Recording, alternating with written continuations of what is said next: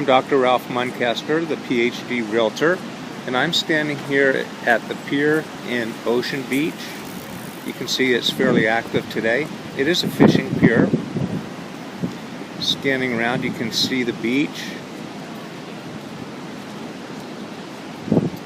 The beach actually is fairly large, and it extends all the way up to the northern end where there is Dog Beach. It's the original dog beach where dogs are allowed to play freely, and a lot of children come out and watch them.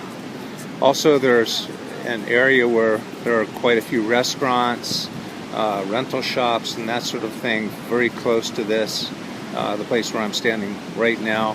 Parking can be a bit of a challenge, though, since it serves so many people.